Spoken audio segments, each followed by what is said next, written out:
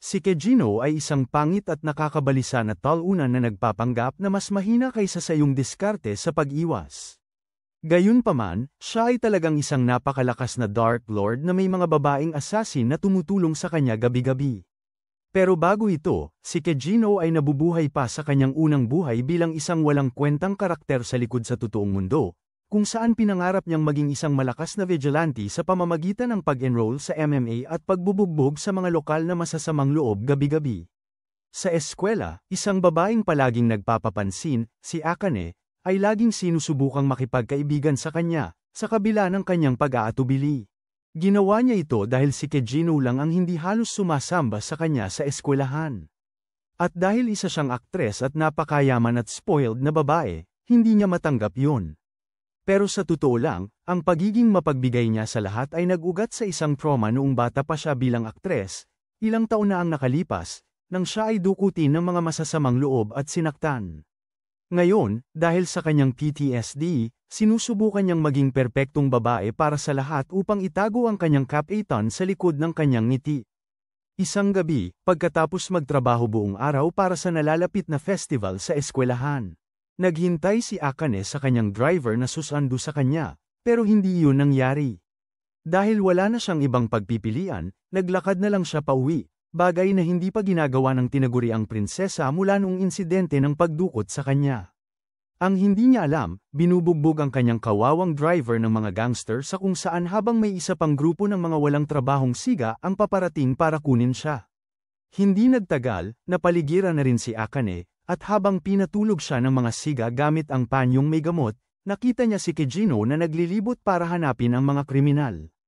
Nang magising siya, natagpuan ni Akane ang kanyang sarili sa isang abandonadong gusali kung saan ipinahayag ng mga dumukot na pakakawalan siya nila kapag natanggap na nila ang pantubos mula sa mayayamang magulang niya. Gayunpaman, lumala ang sitwasyon nang pilitin siya ng isa sa mga masasamang loob at sinampal siya dahil lumalaban siya, na nagpaalala sa kanya ng mga masasamang karanasan noon. Pero, nang magsimula na siyang umiyak, dumating si Kejino at nagpakilala bilang ang tagapuksa ng mga basegulero na may estilo. Gaya ng kanyang corny na pangalan, madaling pinadala ni Kejino ang unang basegulero sa impyerno, pero, naging mahirap ang sumunod na lalaki. Itong babaeng lalaki, na patunayang dating rebelde pala, nakakatwang nagpukaw kay Kejino dahil matagal na niyang gustong makipaglaban sa isa.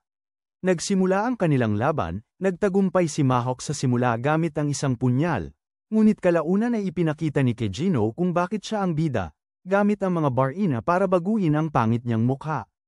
Dahil pareho silang patay, pinalaya ni Kejino si Akane at naglaho, para lamang maglublob sa kanyang kalungkutan at kakulangan ng lakas sa huli.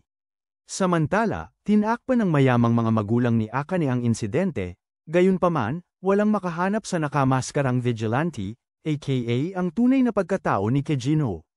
Kinabukasan, nang batiin siya ni Akane, ginamit ni Kejino ang tamang pangalan niya, ibig sabihin, iginagalang na niya ito bilang isang tao. Pero dahil hindi ito isang rom-com, ang kanilang umuusbong na relasyon ay nawala sa loob ng ilang araw dahil naaksidente si Kejino at namatay.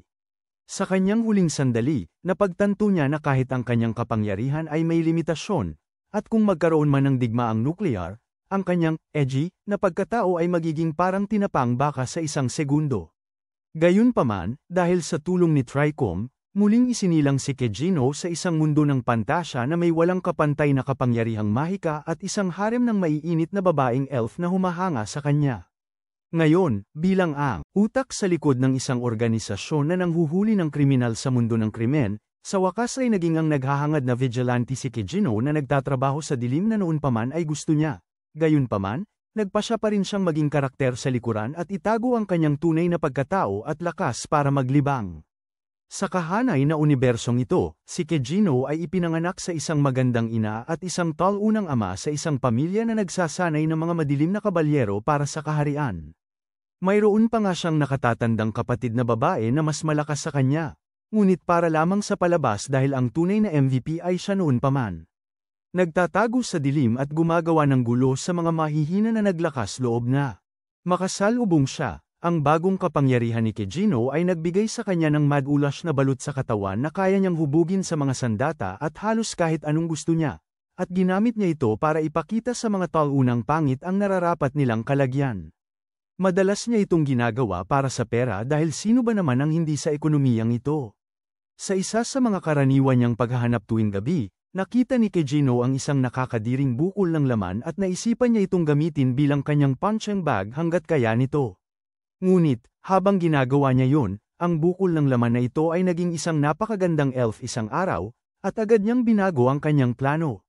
Nang pagkilos, nang matauhan ang babaeng ito, si Kejino ay nagpanggap na isang malakas na tao na nagligtas sa kanya mula sa isang sumpa.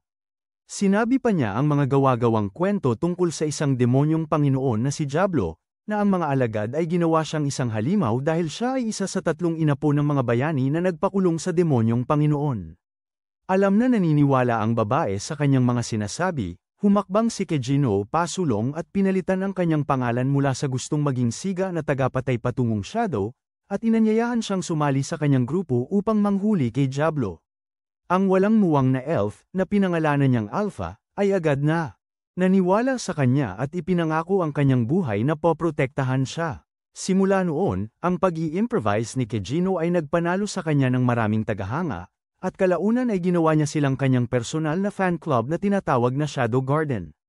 Samantala, patuloy siyang namuhay bilang isang ordinaryong tao sa pamamagitan ng sadyang pagpapatalo sa kanyang nakatatandang kapatid na si Claire, na laging nagkukunwaring mas mahusay kaysa sa kanya. Kalaunan, nang mag-15 taong gulang siya, si Claire ay dapat ipadala sa Academy of Dark Knights, gayunpaman sa araw ng kanyang pag-alis, siya ay nawala. Napag-isip-isip ng mga tagasunod ni Kejino na ito ay kagagawa ng kulto ni Diablo na malamang na napagkamala ni Claire si Kejino bilang inapo ng isang bayani, samantalang akala naman ni Kejino na dahil sa brainwashing niya kaya inaakala nilang kultista ang bawat ingay na naririnig nila.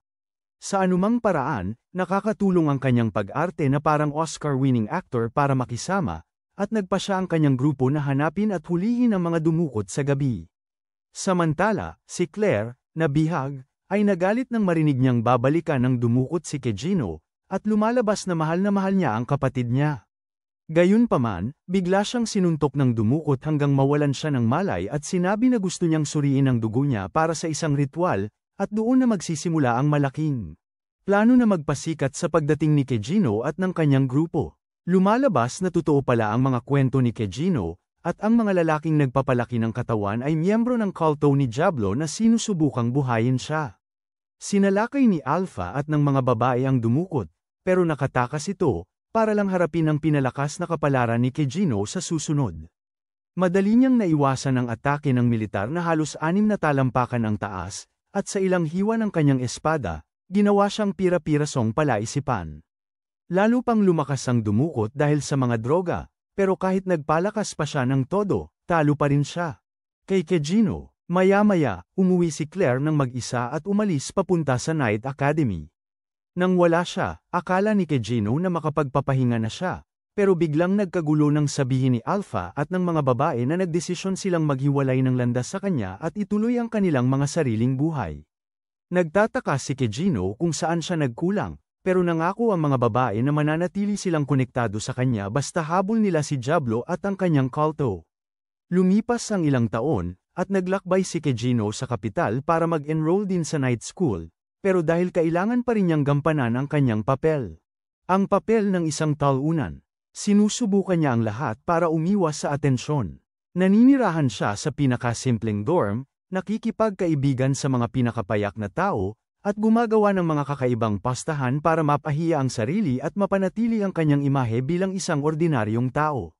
Isang umaga, pinilit siya ng kanyang mga kaibigan na tuparin ang kanyang salita at bayaran ng parusa sa pagkatalo sa isang pastahan, na kinabibilangan ng pagtatapat ng pag-ibig kay Princess Alexia, ang pinakasikat na babae sa eskwelahan, na hindi pa pumapayag makipag-date sa kahit sino at nagwasak sa ego ng sinumang naglakas loob umamin sa kanya. Ang masokistang si Kejino ay umamin sa kanya habang nauutal at naglalaway, gayunpaman. Ang kanyang engranding plano ay nauuwi sa wala nang sabihin niyang oo sa kanya at itulak siya sa landas ng isang bida sa rom-com. Gulat na gulat din ang kanyang mga kaibigan kung saan niya nakuha ang kanyang charm. Kinabukasan, sinamahan pa sila ni Alexia sa pananghalian at dahil sa kanyang malaking kita, nakatikim din ng karne ang mga kuripot. Nilamon naman ito ni Kejino, na gusto siyang iwanan ni Alexia para makabalik siya sa kanyang dating buhay, at nakitang natutuwa pa si Alexia sa kanyang ginagawa. Kalaunan, dinala siya ni Alexia sa mga aralin sa fencing kung saan ang pinuno ng Royal Knights ang tagapagturo. Pinangaralan niya sila ng kung ano-ano tungkol sa pakikipaglaban para sa ikabubuti ng nakararami, ngunit mas nakatuon si Kejino sa kakaibang estilo ng pag-eespada ni Alexia. Napansin niya na sumusunod siya sa mga patakaran at walang gaanong kahusayan sa kanyang teknik, isang bagay na gusto niya. Kalaunan, narinig niya ang pag-uusap sa pagitan niya at ni Zenon at napagtanto niya na sila ay magkasintahan. Dahil dito, inaakala ni Kejino na pinaglalaroan lamang siya nito sa kabila ni Zenon, sinubukan ni Kejino na makipaghiwalay sa kanya. Ngunit natanto niya na sinabi na pala ng mga kaibigan niyang traidor kay Alexia ang tungkol sa kanilang pastahan at ang kanyang pekeng pagtatapat. Pinagbantaan siya ni Alexia at hindi niya gusto ang babae sa tabi niya. Pero wala sa mga babala niya ang kasing bisa ng kanyang kumikinang na gintong barya, sa harap nito'y ikinakaway ni Kejino ang kanyang buntot na parang kanyang tapat na aso. Mula noon, kahit tinatawag siya ng lahat na naghahabol sa pera, dumidikit si Kejino sa tabi ni Alexia para labanan ang implasyon, bagay na nagsisimulang magpainis kay Zenon. Kalaunan, habang nagrereklamo siya tungkol sa kanya sa tren, tahimik siyang pinakikinggan ni Kejino, pero kalaunan ay nagtatanong kung bakit ayaw niya itong pakasalan kahit perpekto siyang asawa. Sabi ni Alexia, sobra siyang perpekto, na nagpapaduda sa kanya kung may tinatago ba siyang mga kapintasan. O talagang may sayad. Ilang araw pagkatapos, pauwi na sila. Pinapuna ni Alexia ang estilo ng fencing ni Kejino at sinabing simple lang ito. Pero sinabi ni Kejino na gusto niya ang estilo niya kahit simple at walang dating din siya. Nagalit siya dito, at pagkatapos magreklamo tungkol sa pagnanais niyang maging kasing galing ng kapatid niyang mahusay at sinabi niyang galit siya kay Kejino, bumaba si Alexia ng tren. Gayunpaman, sinundan siya ng malas at dinukot siya pauwi. Kinabukasan, dinakip ni Zenon si Kejino bilang pangunahing sospek sa pagdukot sa kanya, bagay na hindi naman niya pinaglaban. Samantala, nakulong si Alexia sa isang silid sa kung saan, katabi ng isang kakaiba at pangit na nilalang. Sa pag-aakala niyang kagagawa nito ni Kejino, pumasok ang siyentipiko ni Ahmad, sabik sa kanyang maharlikang dugo. Nang tanungin, ibinunyag niyang gagamitin niya ito para buhayin ang demonyong hari. Sa kabilang banda, marahas na sinalakay ng mayayabang na tauhan ni Zenon si Kejino, ngunit natutuwa pa nga ang sadista. Sa katunayan, dahil mukhang napakatanga ng dalawang ito, nakikipagpaligsahan si Kejino sa kanila sa kanyang isipan kung sino ang mas magpapanggap na tanga. Sa lab ni Notchov, hindi niya nakuhang sapat na dugo kay Alexia at ibinuntun niya ang galit sa pangit na nilalang, pero nakuha ni Alexia ang atensyon niya pabalik sa kanya para mapanatili siyang ligtas.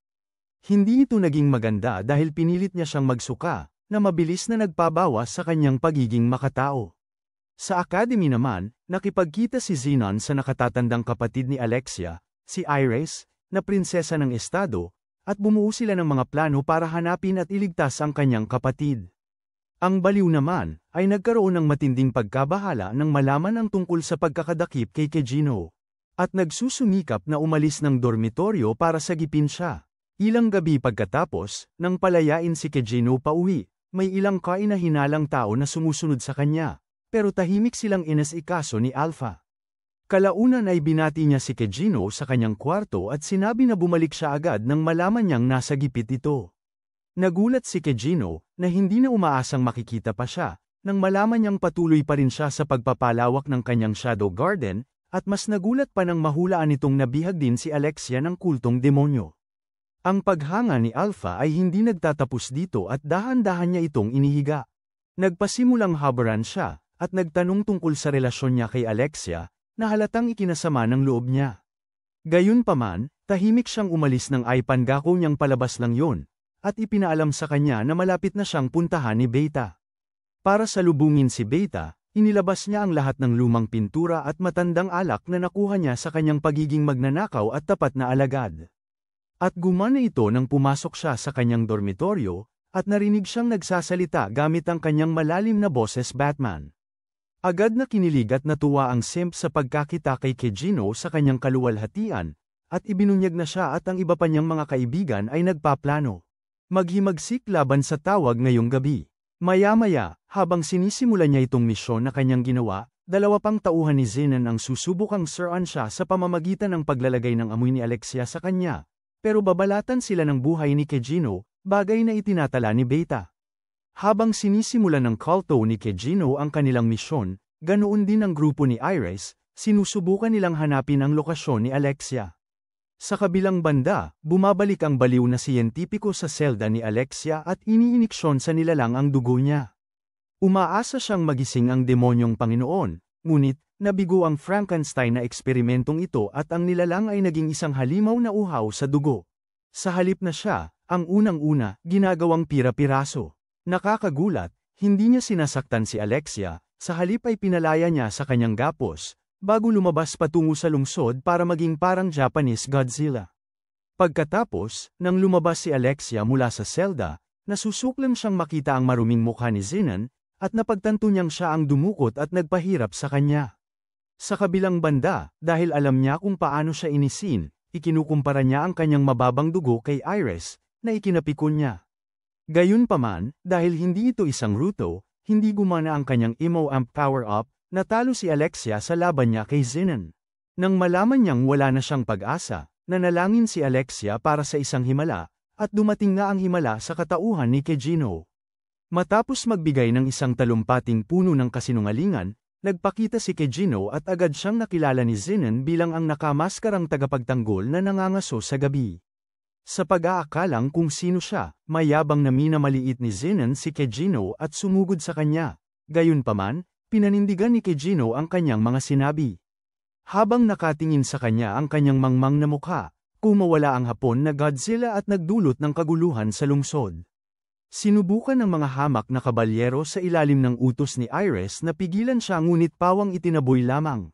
Na parang mga langaw lang. Nagpapakabayani si Iris at hiniwa ang halimaw, para lamang matanto na kaya nitong maghilom kahit mawala ng isang buong paa. Sinusubukan naman ng prinsesang ito na tag-in itong pino para hindi na makapagbagong anyo, ngunit kahit iyon ay bigo at napilitang sumaklolo si Alpha. Agad namang napagtanto ng reynang elf na ito na gusto lamang mapalaya ang halimaw at sa isang mabilis na galaw ay tuluyan itong winasak, at pinalaya ito. Sa pagkawala ng halimaw at tagumpay ni Alpha, si Iris ay naging isang sertipikadong isang elf simp at tinatanong siya ng kanyang pangalan pero sinabihan siya ni Alpha na umupo at mag-enjoy na lang sa palabas. Sa kabilang banda, ang gustong maging hari ng yabang ay nagpapaturok ng steroids para labanan si Kejino, pero kahit na ganon, madali siyang talo ni Kejino. Sinadya pa siyang inisin ito sa pamamagitan ng pagkutsa sa malaki niyang bibig, na nagtulak sa kanya na uminom pa ng mas maraming paeldores. Dahil sa nagresultang pagpapalitan ng suntok sa pagitan ng kanilang mga espada, napagtanto ni Alexia na sa kabila ng pagiging sobrang lakas ni Kejino, ang kanyang pamamaraan ay napakasimple, katulad ng kanyang pamamaraan. Sa kabilang banda, pagkatapos magdusa ng isa na namang pagkatalo sa mga kamay ni Kejino, isinusuot ni Xehanort ang kanyang huling kasuutan sa Halloween at tinatawag ang kanyang sarili na pinili, para lamang gamitin ni Kejino ang kanyang pinakamakapangyarihang atake at wasakin siya.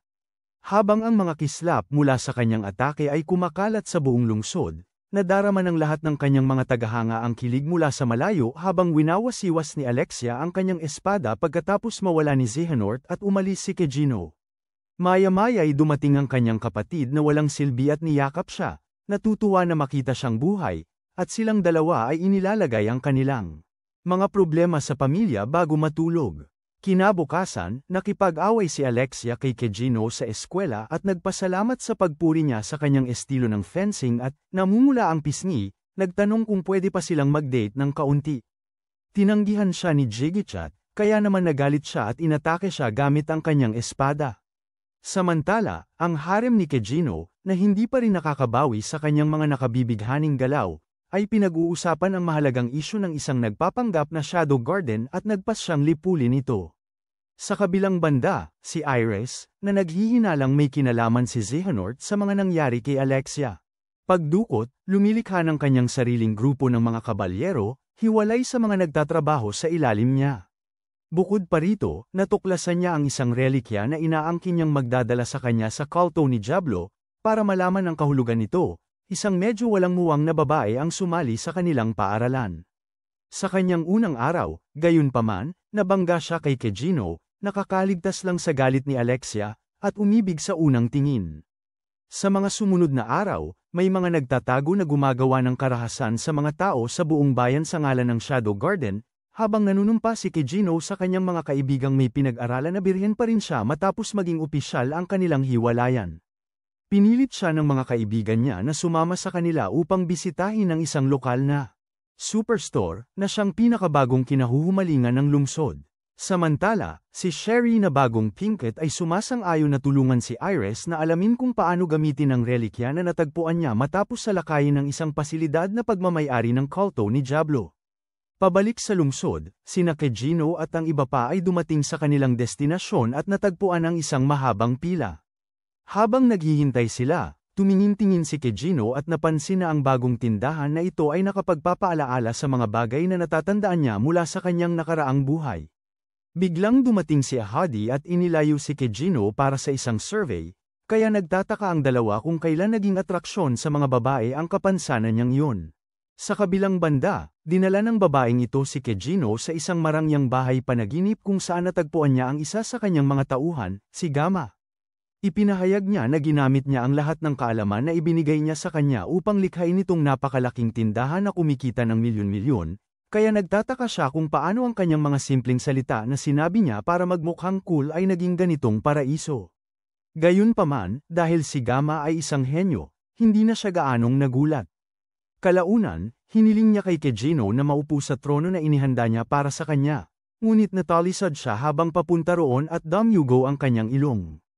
Pagkatapos niyang umupo sa pedestal na yon, tuwang-tuwa ang batang Kejino sa loob niya dahil pakiramdam niya ay hari siya.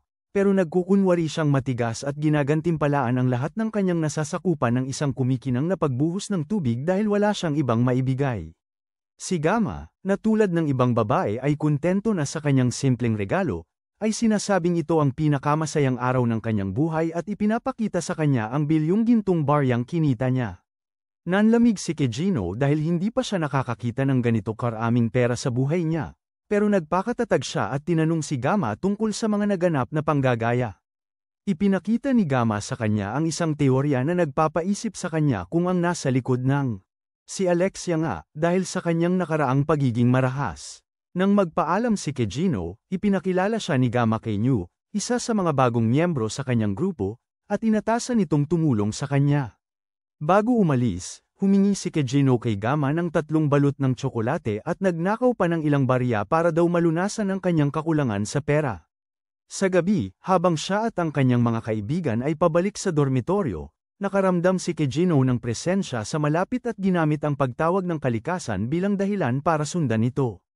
Gayunpaman, ang kanyang natuklasan ay nagpapatunay na isa lang siyang hanggal na nagpapanggap na cool. Sa halip na si Alexia na naglalaro ng Shadow Garden, nakita niya na siya ay hinahabol ng hindi kilalang nagpapanggap na siya. Sa halip na tulungan siya agad, si Kejino, bilang isang maginoo, ay umuupo at nag-e-enjoy habang hinaharap ng babae ang maraming kalaban ng sabay-sabay. Gayunpaman, kapag lumala ang sitwasyon, siya ay nakikialam at parang pinarurusahan sila. Hindi ito ikinatutuwa ng pagiging makomunista ni Alexia, at tinanong niya kung bakit hindi niya ginagamit ang kanyang kapangyarihan para sa mas nakararami. Sinabihan siya ni Kejino na tumahimik bago siya umalis at siya ay bumagsak. Pagkatapos ay hinabol niya ang iba pang nagpapanggap na masasamang loob at ibinigay sila kay New para tanungin. Pagdating ng balita tungkol sa kanilang pagkamatay sa punong tanggapan ng kaaway, ang kanilang pinuno na panatiko sa pagpatay ng goblin, ay sinasabi sa kanyang mga alipors na unahin ang pagbawi sa ninakaw na relikya sa halip na magdaos ng kanilang libing. Pagkatapos, habang kinukwento ni Alexia kay Iris ang tungkol sa Peking Shadow Garden, sinasabi ni Iris sa kanya na wala siyang pakialam sa kulto o sa mundo ng krimen kundi gusto niyang protektahan ang sarili niyang kaharian. Kinabukasan, naglaro sina Kejino at ang dalawang ugok ng pagtatapat kay Hot Chicks Round 2, at kahit nabugbog ang parehong talunan ng mga boyfriend ng mga babae, naakit ni Kejino si Sherry, na binigyan niya ng kanyang tsokolate para lang malagpasan yun. Habang ang ilusyonadang siya ay nagpapantasya ng kinabukasan kasama si Kejino habang kinakain ang mga matatamis na tinatawag ng kanyang ama-amahan na pag-ibig sa unang tingin, at naniniwala na baliw si Kejino kay Sherry para dalhan siya ng ganito kamahal. Kinabukasan, sumali si New sa eskwelahan bilang isang estudyanteng nagtatago at sinabi kay Kejino na ang nabihag nilang taong baliw ay hindi pa rin nagsasalita tungkol sa gayang Shadow Garden. Ipinaliwanag pa niya na karamihan sa mga tagasunod ng kulto ay pinainom ng gamot at hinugasan ng utak maliban kay Rex, na ang nag-iisang sundalo nilang may pangalan.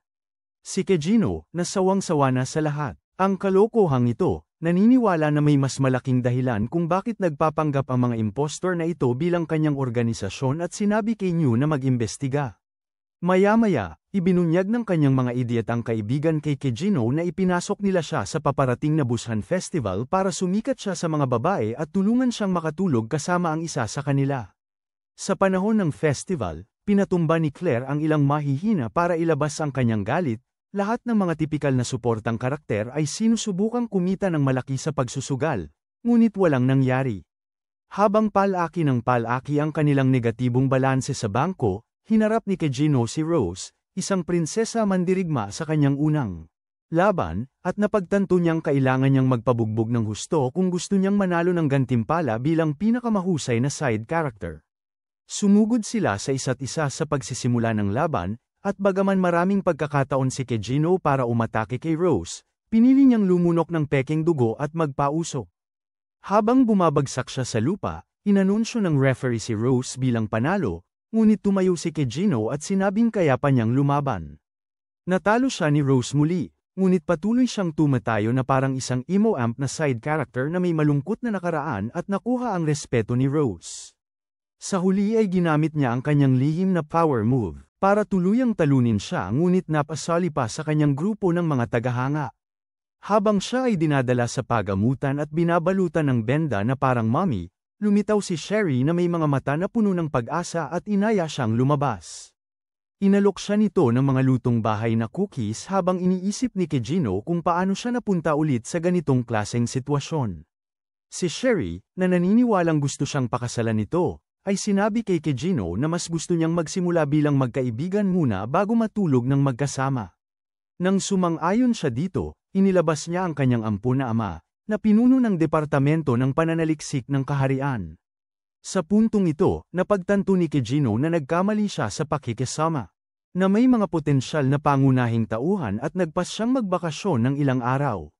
Nang gabing yun, hindi maiwasan ni Sherry na muling isipin si Kejino at pagkatapos ay dinalaw si Alexia para magtanong tungkol sa relasyon nila, dahil lang sa nagseselos siya. Matapos malaman na hiwalay na sila, masayang sinabi ni Sherry na malaya na siyang makipag-date sa kanya, na ikinainis ni Alexia. Dahil gusto pa rin niya si Kejino, nasaktan si Alexia sa pag-iisip na magkasama silang dalawa, ngunit nagpanggap na matapang at walang pakiramdam. Pagkalipas ng ilang araw, nang bumalik si Kejino sa eskwela, dumating si Rose sa klase nila at nagkwento tungkol sa paparating na halalan. Samantala, ginagamit ng gaya-gaya kay Goblin Slayer ang isang lumang bagay para gumawa ng harang sa paligid ng eskwelahan. Napansin ni Kejino na may mali, pero nang subukan niyang gamitin ang kanyang mahika, hindi ito gumana. Sakto namang pumasok ang mga vigilante na tagasunod ng kulto sa kanilang silid-aralan at sinabihan ang lahat na lumuhad, pero tumanggi si Rose. Binunot niya ang kanyang espada at nagpanggap na bayani, pero wala siyang ideya na hindi gagana ang kanyang mahika sa kalaban. Kaya bago pa man siya mapahamak, sumingit si Kejino at pinrotektahan siya, pero itinapon lang siya na parang isa lamang sa kanyang mga babae. Sa maliwanag na panig, lumala ang mga ilusyon ni Rose at nagsisimula siyang maniwala na labis siyang nagkakagusto sa kanya para ialay ang buhay niya sa kanyang paglilingkod. Bagamat naniniwala ang lahat na tapos na siya, tuwang-tuwa si Kejino na sa wakas ay mayroon na siyang mga kwento tungkol sa atake ng mga terorista na maipagyayabang sa kanyang mga apo. Maya-maya, habang ikinukulong ng leader ng kulto ang lahat ng mga estudyante sa auditorium, habang hinahanap ng kanyang mga alipors ang relikya na nasa kay Sherry. Muling nabubuhay si Kejino at nakahanap ng paraan para gamitin ang kanyang mahika sa pamamagitan ng paglalabas nito ng paunti-unti. Samantala, habang natutuklasan na ni Sherry kung paano ID code ang relikya, ang taong siraulo, Sinira ni Rex ang bintana para makapasok sa silid at sinabi sa kanya na narito siya para nakawin ang relikya para sa kanyang amo kapalit ng pagpayag sa kanya na gumawa ng gulo hangga't gusto niya. Iwinasiwas niya ang kanyang espada sa kanya, at nang akala niya'y tapos na siya, biglang lumitaw ang kanyang asong bantay at sinabing kaya niyang talunin ang kanyang mahinang puwet. Habang tumatakas si Sherry at iniwan ang lahat sa kanya, pinapanood ni Kejino ang kaguluhan mula sa bubong, tipikal para sa isang makapangyarihang Dark Lord, inis dahil ang mga giyang ito ay inaatake sa gitna ng araw kahit na tinatawag nila ang kanilang sarili na mga anino. Napansin din niya na lahat ng kanilang mga pamamaraan ay eksakto sa libro. At pinisan na nila ang lahat ng bihag sa isang auditorium kung saan niya inaakalang naroon ang kanilang leader. Pero, dahil hindi niya gusto ang basta-bastang pag-atake, nananatili si Kejino sa paglusob mula sa dilim at isa-isang nililipol ang mga grupo. Bigla, nakita niya ang kulay rosas na hanggal na tumatakbo sa mga pasilyo na walang proteksyon at palihim niyang iniligtas ang kaeng-enggan nito sa pamamagitan ng pagliligpit sa lahat ng nagtatangkang targetin siya. Pagdating ng oras para sa kanyang pagpapakita, lumitaw siya bilang kanyang knight in shining armor at sinalo siya ng madapa ito. Nagulat nang makita ang mantsa ng dugo sa kanyang damit. Tinatanong niya kung kailangan ba siyang dalhin agad sa ospital, pero nagmatigas siya at sa halip, pinagsasabihan siya tungkol sa kanyang kapabayaan. Pagkatapos, nagpunta sila sa isang ligtas na lugar sa isang aklatan kung saan napagtanto ni Kejino na si Sherry ang pangunahing karakter sa arko na ito, pero nagtataka kung nasaan ang kanyang kasama. Kalaunan, ipinaliwanag ng matalinong si Sherry sa kanya tungkol sa relikya na ginagamit ng kalaban para pigilan ang kanilang mahika, at ipinapakita na ang relikya na nasa kanya ay maaaring gamitin para hadlangan ang mga epekto nito. Ipinaliwanag din niya kung paano lamang sinisipsip ng relikya ang mahika na dati na nitong naranasan at napagtanto ni Kejino na maaari siyang gumamit ng maliit na uri ng mahika dahil halos hindi matukoy. Nang malaman na ang relikya ay gagana lamang sa mga lugar kung saan konsentrado ang enerhiya ng mahika, napagtanto ni Kejino na ang relikya ay kasalukuyang nasa auditorium at nagtulungan silang dalawa para unang alamin ang kahulugan ng relikya at pangalawa, pigilan ang malaking plano ng Goblin Slayer. Habang bumabalik si Kejino sa kanyang silid-aralan para kunin ang mga instrumento para sa unang bahagi ng kanilang plano, minumura ng pinuno ng kulto si Rex tungkol sa kung gaano siya kawalang silbi dahil hindi niya magapi ang isang mahinang babae. Sinabi ni Rex sa kanya na mas mabuti pang bantayan niya ang kanyang sarili dahil kalahati ng nalagas na ang kanyang hukbo bago pa man siya bumalik upang hanapin si Sherry. Gayunpaman, pagbalik niya sa loob ng gusali, naglaho ang kanyang mga alipores at sinalubong siya ni Kejino ng isang suntok sa kanyang pagmumukha, dahil hindi niya makita si Kejino dahil sa bilis nito. Ang duwag na ito ay naghagis ng isang magic net sa paligid niya upang pigilan siya, ngunit natagpuan si Kejino sa mismong gitna ng kanyang depensa. Habang ang nagmamalaking supervillain na ito ay ginawang bola ni Kejino, napunta siya sa isang simbahan na puno ng mga bangkay ng kanyang mga kasamahan at nagsimulang mawala ang kanyang katinoan. Sa mismong sandaling yon, lumitaw si Kejino mula sa likuran niya at idinagdag siya sa kanyang kasiyahan kasama ang mga patay. Samantala, nangangalap ng impormasyon si Newt sa opisina ni Sherry. Natagpuan niya roon ang isa sa kanyang mga gwardya na dating tagahanga niya. Nagkasuntukan sila dahil sa kanilang paghihiwalay, bumunot siya ng patalim para tapusin ito ngunit naantala siya ni Kejino, na naruroon upang mang-alap ng mga instrumento para aiton ang relikya. Ipinapalam ni Newt sa kanya na nakapasok na ang kanyang mga tauhan sa eskwelahan at handa nang umatake sa sandaling bigyan niya sila ng senadoryas at sinabi ni Kejino sa kanya na huwag munang kumilos hanggat hindi pa handa ang relikya. Kalaunan, habang sa wakas ay nakatulong si Sherry, ang mga estudyanteng ikinulong sa auditorium. Nagsisimulang maging balisa, nag-aalangan ang mga kabalyero sa ilalim ng utos ni Iris na pumasok dahil hinala nila na maaaring mas maraming daga sa loob ng gusali habang may bagong mga senyales na nagsasabing manatili sa pwesto. Si Rose naman, nag-aalala na malaki pa rin ang posibilidad na mabaigo sila bago pa man dumating ang tinatawag na masamang Panginoon kahit na pumasok sila. Sa kabilang banda, nagawang buhayin ni Sherry ang reliko at dinala si Kejino sa auditorium sa pamamagitan ng isang lihim na daanan na sinabi ng kanyang ama.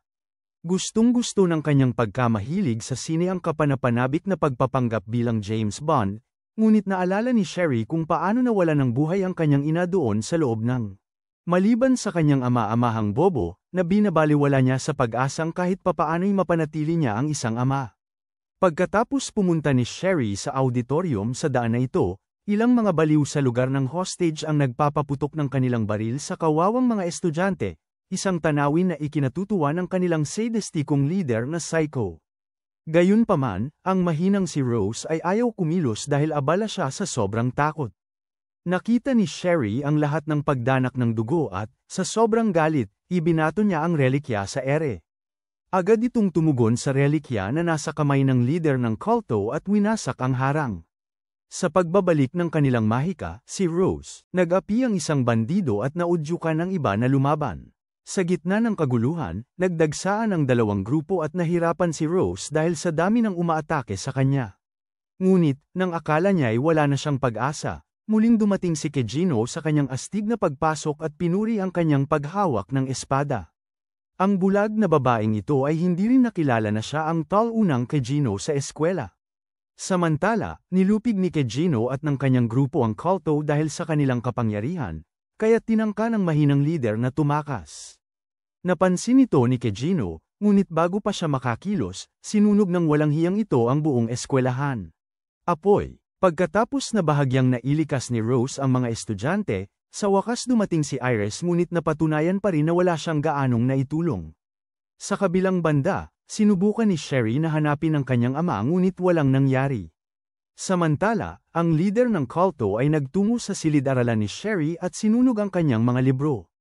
Lumalabas na ang nagpapanggap na Goblin Slayer ay ang walang kwentang ama ni Sherry sa simula pa lang, bagay na nahulaan na ni Kejino. Nang tanungin kung bakit niya ito ginagawa, tulad ng lahat ng kontrabida, ikinwento niya ang kanyang nakakaawang kwento. Lumalabas na dati siyang nangunguna sa labanan gamit ang espada ngunit nasugatan siya kaya bumaba ang kanyang pwesto. Mga chart, ngayon, nagagalit siya tungkol dito at nagwawala na lang basta. Ang walang hiyang lalaki, ipinagyabang pa kung paano niya inalis ang ina ni Sherry dahil lang nakasasagabal ang tanga. Kalaunan, inanyayahan niya si Kejino sa isang laban, ipinapakitang wala siyang pakialam sa kanya o sa nakaraan niya. Isang galaw mula sa matandang lalaki at napahamak si Kejino, ngunit muling nabuhay bilang ang masamang Dark Lord na siya talaga. Sa pagkakita sa hindi niya kapantay na pagkabuhay, napagtanto ng lalaki na tapos na siya maliban na lang kung gagamit siya ng steroids. Matapos gumamit, nagiging Voldemort siya na may buhok. Pero si Kejino ay tumayo lang at iniwasan ang lahat ng atake niya at sa huli ay hiniwa-hiwa siya. Tulad ng sinapit ng ina ni Sherry, pumasok ang walang isip na kulay rosas ang buhok at nawala sa sarili, nagluluksa sa taong nagpahirap sa kanya simula pa lang. Samantala, umalis si Kejino nang hindi sinasabi sa kanya ang totoo. Kinabukasan, si Kejino ay naging isang kilalang kontrabida sa balita, na hindi nagustuhan ni na Alpha at ng kanyang mga kasama. Samantala, nilapitan siya ni Sherry habang ang kanilang rasistang paaralan ay tuluyang nagsasara at inihayag na aalis siya papuntang ibang lungsod para magtuon sa kanyang pananaliksik. Nang tanungin ni Kejino kung bakit, sinabi niya na sikreto ito at nagpaalam silang dalawa sa isa't isa. Sa mga sumunod na araw, tinatamasa ni Kejino ang kanyang buhay ng kapayapaan matapos makaiwas sa kanyang nakakainis na kapatid at nakatanggap siya ng isang liham mula kay Alpha, na nag-aanyaya sa kanya sa isang banal na lugar. Samantala, ang kanyang grupo ng tagahanga ay lumawak pa hanggang sa literal na kalahating aso na si Delta at si Epsilon, na hindi naniniwala na ang kapayatan ay katarungan. Sa katunayan, sa tulong ng kakaibang kapangyarihan na ibinigay sa kanya ni Kejino, ginawa niyang pakwan ang kanyang mga kahel para makipagkumpetensya sa kurbada ni Beta. Ang likas na kagandahang ito, sa kabilang banda, ay gumugol ng ang oras niya sa pagsusulat ng i/at fanfiction kung saan si Kejino ang bida na pangarap niya. Pero, kapag nawawala na siya ng maisusulat, napipilitan si Beta na lumabas at harapin si Epsilon sa isang laban ng ganda. Sa kasamaang palad, dahil hindi naman pagiging madulas ang pangunahing katangian ni Epsilon, ginagamit niya ang kanyang masamang ugali para magtalo na mas madalas daw hanapin ni Kejino siya kaysa kay Beta, dahil lang sa kanyang mas malaking dibdib. Kahit hindi sumasang-ayon si Beta, naputol ang kanilang pagtatalo nang dumating ang balita at ipaalam ang mga nangyayari kay Alpha. Samantala, nakipagkita si Gamma kina Iris at Alexia sa kanyang department store at tinutulungan silang mamili para sa nalalapit na pagpapakita ni Alexia sa isang kompetisyon sa banal na lupain. Pinatikim din niya sa kanila ang ilang mamahaling tsokolate bilang pagpapakita ng kabaitan at tinulungan si Alexia na pumili ng ilang magagandang damit panloob mula sa kanyang koleksyon. Gayunpaman, naniniwala si Iris na hindi dapat masyadong nagpapakita ng balat si Alexia, kaya kinumbinsi siya ni Alexia sa pamamagitan ng pagpapakita ng kanyang magandang pangangatawan at bahagyang pagdikit sa pader. Sa kabilang banda, ang pinakabagong miyembro ng fan club ni Kejino. Sinamahan siya ni Rose sa banal na lupain habang nangangarap na iligtas siya mula sa pag-atake ng isang arsenista at ibinibigay sa kanya ang buong puso niya. Gayunpaman, hindi masyadong masaya si Kejino sa pakikipaglapit sa kanya at sa huli itinutulak siya palayo para sa kanyang kinakailangang personal na espasyo. Patuloy na nagkukwento si Walker de Luluas tungkol sa kanilang nalalapit na engranding seremonya ng kasal at 3 magiging anak. Sinasaliksik ni Kejino ang lokal na relihiyon, ang mga banal na aral at ang paniniwala nito tungkol sa 3 maalamat na bayani na bumaba sa banal na lupain ilang taon na ang nakalipas. Pagdating nila sa banal na lupain, dinala ni Rose si Kejino sa isang lokal na pamilihan kung saan nakahanap siya ng keychain na sumisimbolo kung paano. Pinakadakila sa 3 bayani, pinutol ni Olivier ang kaliwang braso ni Diablo.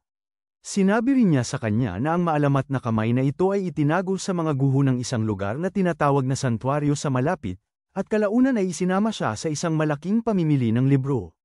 Laking gulat ni Kejino, ang paborito niyang may akda ng rom-com ay si Beth pala na kasalukuyang nagbebenta ng pirated na bersyon ng kwento ng Cinderella sa halagang milyon-milyon.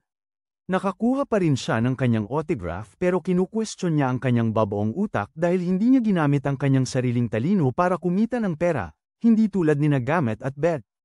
Kalaunan, habang kinukumpara niya ang kanyang autograph sa kay Rose, napagtanto nila. Isinulat ni Beth ang kanyang bersyon sa isang sinaunang wika na tinatakpan naman ni Kejino sa kung paanong paraan. Samantala, isang mas agresibong bersyon ni Alpha ang pumapasok sa lokal na simbahan, ngunit natuklasan niyang nawala na ang arsobispo, pati na ang kanyang mga alipores. Dahil dito, nagtataka siya kung ano ang itinatago nito, ngunit umaalis siya bago pa siya mahuli. Sa gabi, binabantayan ni Kejino ang lungsod na parang isang kontrabida habang kumakain siya ng ice cream, at pagkatapos ay nagiging malupit nang gamitin niya ang stick ng ice cream para hatiin sa 3 ang isang impostor.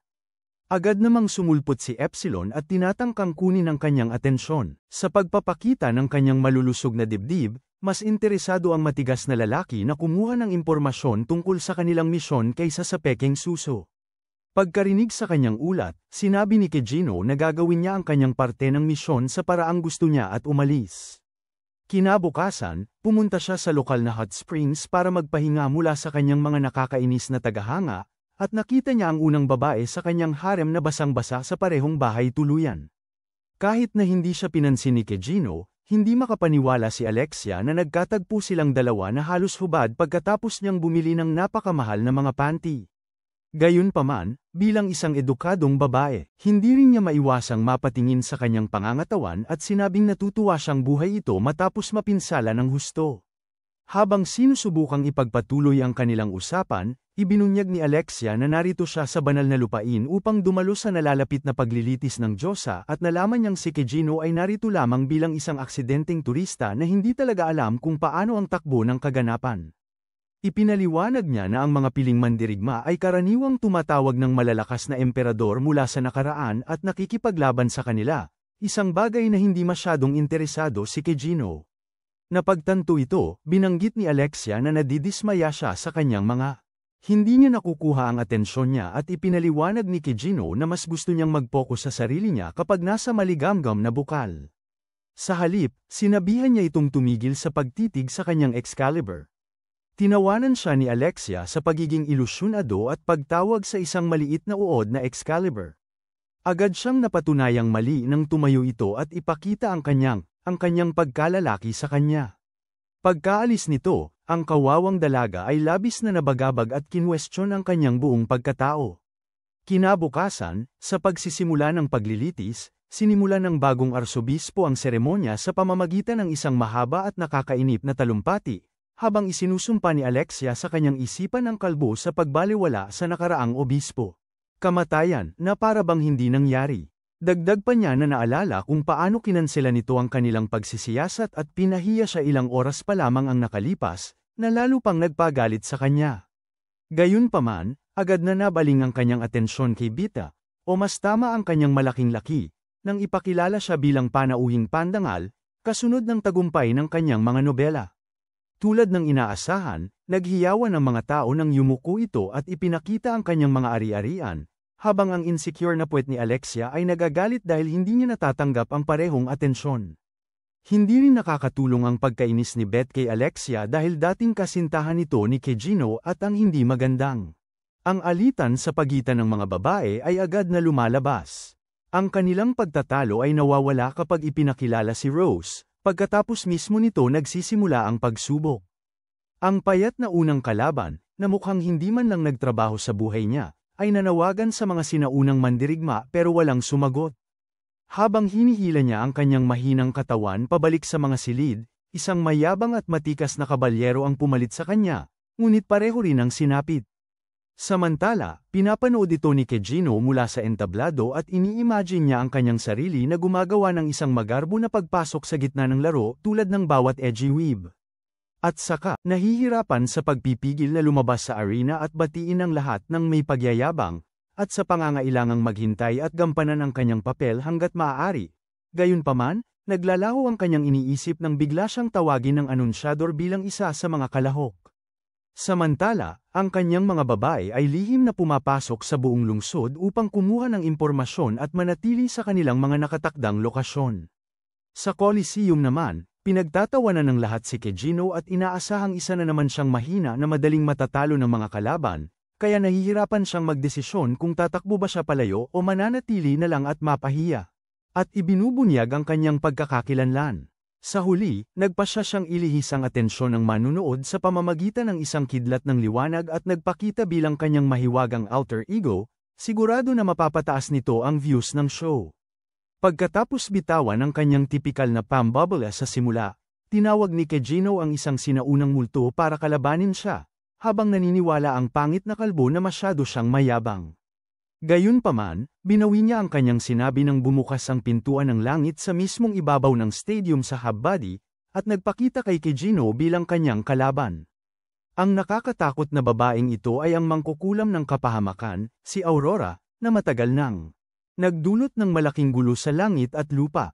Si Bita, na nanunood mula sa entresuelo, ay kumuha ng kwaderno mula sa kanyang ligtas na lugar at hiniling sa kalbo na kinasusuklaman ang kultura na bigyan siya ng karagdagang impormasyon habang ang dalawang babae ay umirap sa kanyang kawalang hiyaan. Gayunpaman, dahil mismo sa kawalang hiyaang ito, ipinaliwanag ng kalbo kung gaano kadelikado ang mangkukulam at kung gaano kaliit ang tsansa na makaligtas si Kejino, ngunit kinontra siya ni Alexia. Bilang isang totoong simp, naniniwala siya na ang pagsubok na ito ay nagpapatawag lamang sa mga katumbas ng lakas ng kalaban, kaya naman dapat si Kejino ay kaya niyang panindigan ang kanyang posisyon laban kay Aurora. Sa kabilang banda, nakikita ni Kejino na may nagaganap sa pagitan nila habang nararamdaman niya na pareho sila ng damdamin ni Aurora tungkol sa pag-eeskrima. Naniniwala na ang labanan ay isa lamang paraan ng pag-uusap, pinakawalan ni Aurora ang kanyang unang atake, na madaling naiwasan ni Kejino. Bagamat naniniwala ang pangit na kalbo na natatalo si Kejino, naniniwala ang kanyang mga tagahanga na maayos lang ang ginagawa niya, lalo na kung gaano kadali niyang naiwasan ang mga atake. Samantala, patuloy pa rin si Kejino sa paghanga sa kalaban at tuluyang nasira ang kanyang pinakamalakas na durog ang sapot ng dugo, tinapos ang laban pagkatapos niyang hiwain siya. Si Aurora naman, masaya sa pagkamatay dahil naiintindihan niya ang paraan ng pagpapakita ng pagmamahal ni Kejino, pero higit sa lahat dahil masakit siyang maglaro. Habang tumatakas si Kejino pagkatapos ng kanyang biglang pagtakas, biglang nasira ang harang sa paligid ng Coliseum at bumukas ang kakaibang pintuan ng Mahika, dahil sa pagsisikap nina Alpha at Koa. Sa ibang lugar, pinupuri ni Kejino ang sarili sa napakagandang pagtatanghal ng biglang, bumukas ang katulad na pintuan ng Mahika sa harap niya. Gayunpaman, dahil ayaw na niya ng gulo sa araw na ito, pinili niyang huwag pansinin yun, pero sinundan pa rin siya ng tarangkahan hanggang sa sumuko siya at pumasok dito. Sa loob ng Coliseum, nag-aalala ang lahat kung bakit ito nangyayari nang ipaliwanag ng kalbong papa na maaaring tumugon ng santuario sa matinding kapangyarihan ni Kejino. Dagdag pa niya na ang tarangkahan ay bumubukas lamang kapag may naghahanap nito, at hindi kailangang lumitaw ito sa pisikal na anyo. Inutusan niya ang lahat na lisanin ng gusali nang magsimula ng bumukas ang pinto, ngunit bago pa man makaalis ang mga babae, dumating ang grupo ni Kejino at nagbabala sa lahat na kumilos ng maayos. Pinabagsak ni Epsilon ang lahat ng bantay ni Baldy habang si si Delta ay pumasok din sa tarangkahan. Si Epsilon, na siyang nag-iisang naiwan, ay hinuli si Baldy sa pag-asang hilahin siya at nagbanta na sasaktan ang leeg ni Bete gamit ang kanyang espada kung magtatangka ng anumang kainahinala ang alinman sa mga prinsesa.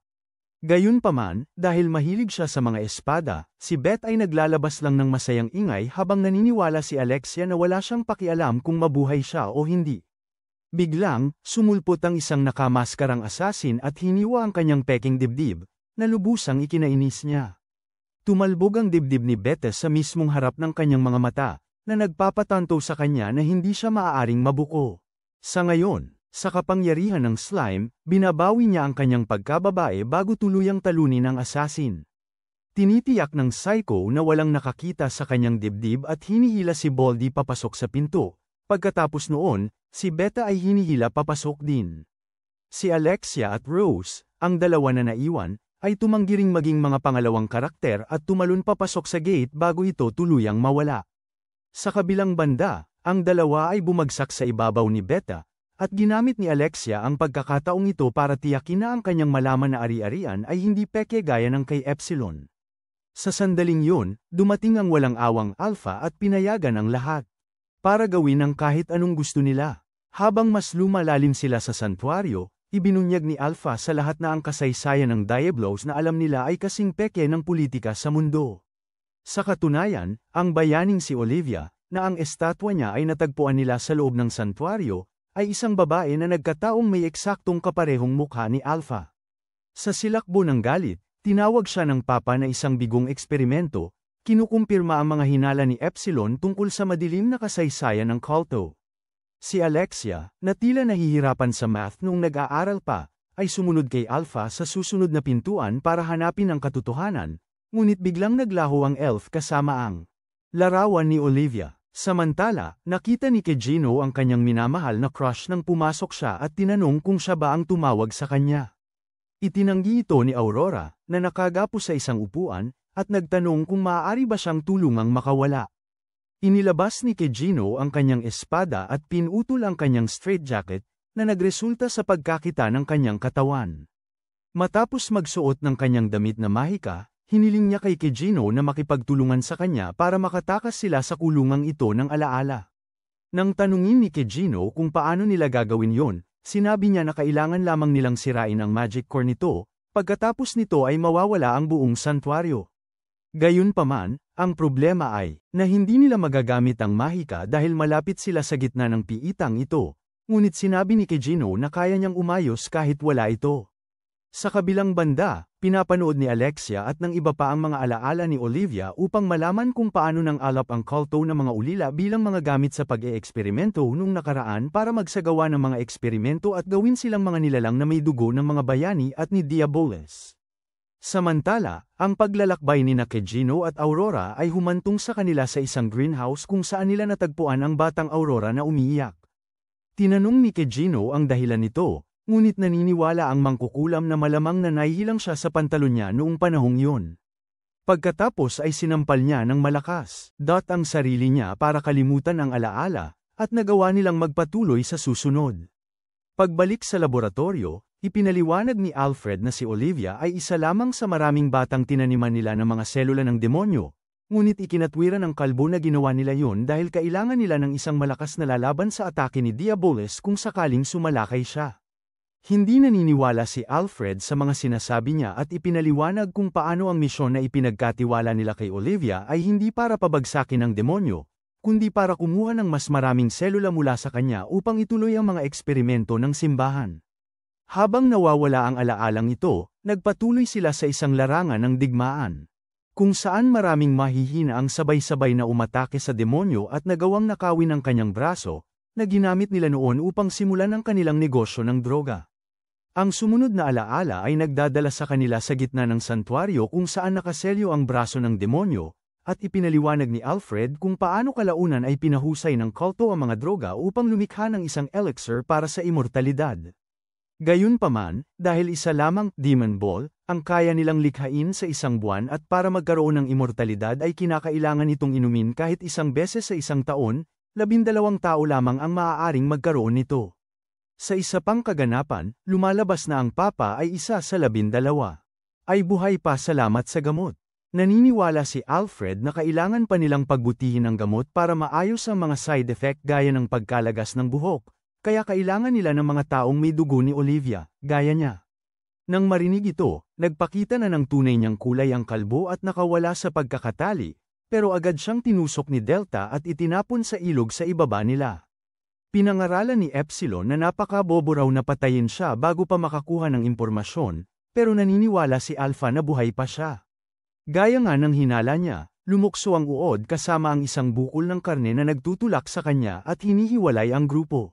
Sa loob ng dalawa, dinadala sina Alpha, Beta, at Delta sa isang lugar ng labanan kung saan ipinapakita niya ang kanyang bodysuit na binili sa Walmart. Agad niyang ginagamit ang multi-shadow clone jutsu para dumami ang kanyang tauhan, pero talo pa rin siya ni Delta. Gayunpaman, malalaman niya agad na nawawala ang kanyang mahika, at sinabi ng kalbo na dahil ito ay nasa sentro sila ng santuaryo, na ang kanilang mahika ay sinasara habang ang kanyang mahika ay dama-dami. Si Delta naman, ay hindi natuwa at sumugod sa kanya ng buong lakas. Samantala, habang naglalaan ng oras si Kejino kasama si Aurora, silang dalawa ay napunta sa pagiging itinapon. Sa larangan ng digmaan, na bumagsak ang bruha sa ibabaw mismo ng kanyang cake. Pagkatapos siyang tulungan na makatayo, nakakita pa sila ng isa pang bersyon ng sanggol na si Aurora na umiiyak sa gitna ng kawalan, at nagdesisyon si Aurora na patahimikin na siya sa pagkakataong ito. Gamit ang Excalibur ni Kejino, sinubukan niyang tapusin ang buhay niya, pero bigla siyang inatake ng ilang pangit at nakakadiring mga zombie.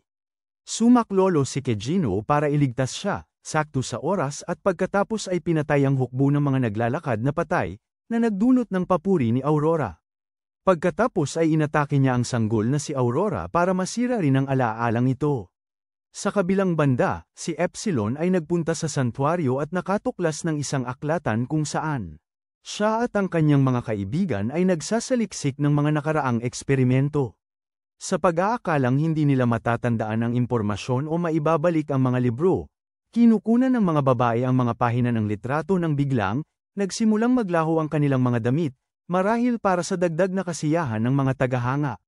Nang isipin ni Epsilon na ito ay dahil hindi nila nagagamit ng tama ang kanilang mahika, ang kanyang mga patak ng slime ay nawala rin sa kanyang dibdib, at sinigurado niyang hindi na muling pag-uusapan pa ito ng iba, kasabay ng pagbawi niya sa mga ito. Samantala, habang sina Aurora at Kejino ay napunta malapit sa Magic Core, naghubad si Delta at patuloy na inaapawan ng Baldy, para lamang sa naipagpatuloy niya ang pagpaparami ng isang numero, iniisip niyang mananalo siya. Gayunpaman, nilupig pa rin siya ni Delta at nagawa niyang sirain ang alaala. Habang nanginginig sa takot si Baldy sa harap ni Alpha at nagtatanong kung paano madaling natalo ang daan niyang clone, sinabi niya na ang 0 na minultiplika sa kahit anong numero ay 0 pa rin, na siyang IQ ng bawat isa sa kanyang mga clone. Samantala, natuklasan ni Kejino at Aurora ang isang mahiwagang espada na dapat pumutol sa mga tanikala para mabuksan ang pinakaloob. Ngunit, nang tangkain ni Kejino na bunutin ito, tinanggihan siya dahil hindi siya ang napili. Dahil wala na silang magawa, sumuko sila, at magpas siyang magpahinga na lang. Sa kabilang banda, inutusan ng matabang duwag na pusa si Olivia na labanan si Alpha, ngunit umalis sila bago pa man magsimula ang laban dahil nakuha na nila ang impormasyong kailangan nila. Maya-maya, nakatanggap ang Santo Papa ng impormasyon na pinasok na ang core at hinabol ang mga nanghimasok. Samantala, tinanong ni Kejino si Aurora kung bakit gusto niyang maglaho, isang bagay na mangyayari kapag nasira na nila ang core. Ipinaliwanag niya na paulit-ulit na pagdanas ng masasakit na alaala mula sa kanyang nakaraan ay medyo mahirap na para sa kanya at mas gusto niyang makawala sa mga ito. Tumango si Kejino, nagkakalkula, na ang bida ng kwento ay malapit ng lumabas, para lamang lubos na madismaya ng si Baldy ang sumulpot. Ayaw niyang hayaan na makatakas ang dalawa at inutusan si Olivia na tapusin silang dalawa. Si Aurora, na alam kung gaano siya kalakas, ay pinakiusapan si Kejino na umalis, pero tumanggi ito, dahil alam niya na protektado siya ng kanyang papel sa kwento. Habang nagsisimula ang laban, ang napakabilis na bilis ni Olivia ay nagsisimulang magdulot ng hirap sa kanya, na lalo lamang nagpapasaya sa kanya. Nagawa pang ang sugatan ng bida ang kanyang braso, pero tumanggi pa rin si Kejino na lumaban. Dahil si Olivia ay walang puso at ang pakikipaglaban ng walang maayos na usapan ay hindi niya gusto. Nang malapit na naman siyang bugbugin, sumingit si Aurora at pinakiusapan siyang umalis, nagpapasalamat kay Kejino sa lahat ng nagawa niya para sa kanya. Kinutya naman ng Baldy kung paano nagpapanggap na bayani ang isang bruha. Matapos marinig ang marami pang kalokohan nila, ayaw ni Kejino na ituring siyang parang babaeng nangangailangan ng tulong, kaya lang ay malubha siyang inatake ni Olivia. Pero dahil plano niya na atakihin siya, ginamit ni Kejino ang lapit niya kay Olivia para hilahin ito palapit sa kanya. At mag-iwan ng marka sa kanyang leeg para siya ay mawala. Nang makita ang ganitong kakilakilabot na pangyayari, tinanong ng papa kung paano nakaligtas si Kejino matapos siyang saksakin sa tiyan, at ipinaliwanag niya na kaya niyang ilipat ang kanyang mga organo gamit ang mahika upang maiwasan ang malalang tama. Ang taktikang ito ay nagpapahintulot sa kanya na lumapit sa kanyang mga kalaban at sumalakay pabalik sa pinakamagandang paraan. Tinanong ng papa kung nasa ayos ba ang kanyang pag-iisip bago ilunsad ang kanyang pangalawang pag-atake gamit ang 100 kopya ni Olivia. Gayunpaman, kahit sa pagkakataong ito, gumamit si Kejino ng isang mabilis na galaw upang tapusin silang lahat, tulad ng kanyang mahika. Bumabalik. Ipinapaliwanag niya na pinatibay niya ang kanyang mahika hanggang sa hindi na ito kayang masipsip ng kapaligiran at sa wakas ay nagawa niyang manipulahin ito ngayon. Una, nag-utos si Baldy ng mas marami pang mga Olivia clone para atakihin siya, ngunit madali niya lang silang natalo. Sa huli, ginamit niya ang kanyang atomic energy manipulation para ilunsad ang kanyang huling atake, ngunit nasaksak siya sa puso ni Olivia.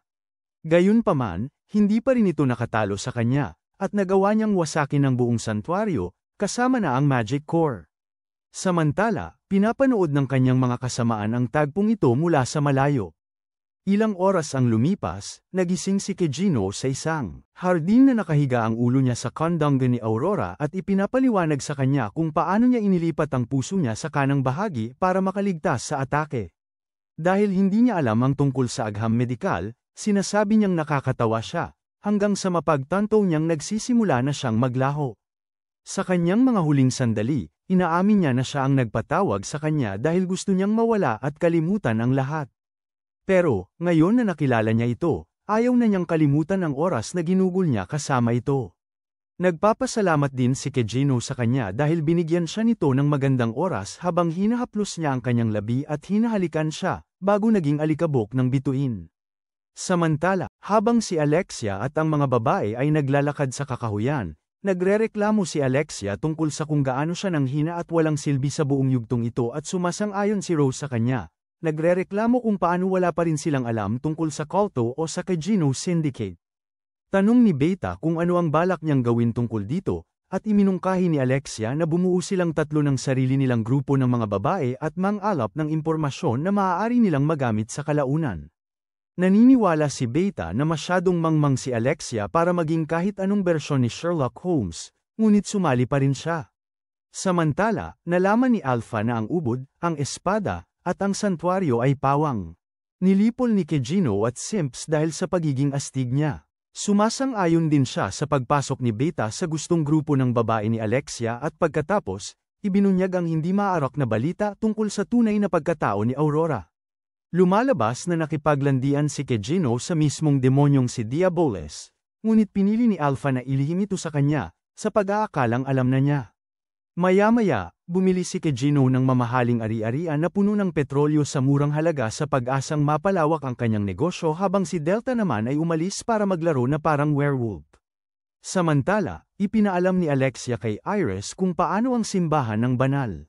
Ang Tietjens ay sangkot sa kulto ng demonyo at hinihiling na lipulin niya ang mga ito ng tuluyan, ngunit tumanggi si Iris, na nagdahilang wala pa siyang sapat na impluensya para kumbinsihin ang kanilang ama, ang hari. Para makamit ang impluensyang ito, gusto niyang sumali sa isang nalalapit na festival, na ikinababahala ni Alexia, dahil sa mga kalokohan ng Culto at ng Shadow Garden. Si Iris de Lulu naman ay nagsasabing hindi matatalo ang kanyang espada laban sa dalawang organisasyon na ito. Naniniwala rin siya na ang mga pag-atake na inilunsad ni Shadow at Alpha ay dahil sa mga artifact, at hindi ang tunay na lakas. Kasabay nito, habang nagsasanay si Rose sa kanyang pag-eeskrima, bigla siyang nakaramdam ng sakit sa puso at nakita ang isang kakaibang marka sa kanyang dibdib. Ilang araw ang lumipas, nang magsimula ang maalamat na Bushen Festival, pinapanood ni Kejino ang lahat ng mga talunan na sumasali dito mula sa isang skyscraper at kinakalkula kung sino ang mananalo at kung sino ang hindi. Pinapangarap din niyang may segowa ang isa pang hakbang mula sa kanyang listahan ng gustong gawin, si Aika, na gumaganap bilang isang mahina at walang silbing karakter na ang totoo ay sobrang lakas. Para magkatotoo ito, pinuntahan niya si Kamen at hiniling na tulungan siyang magpanggap upang makapasok sa pista. Nang tanungin niya kung bakit, ayaw niyang isiwalat ang kanyang kakaibang mga gusto at sinabi sa kanyang huwag siyang tanungin.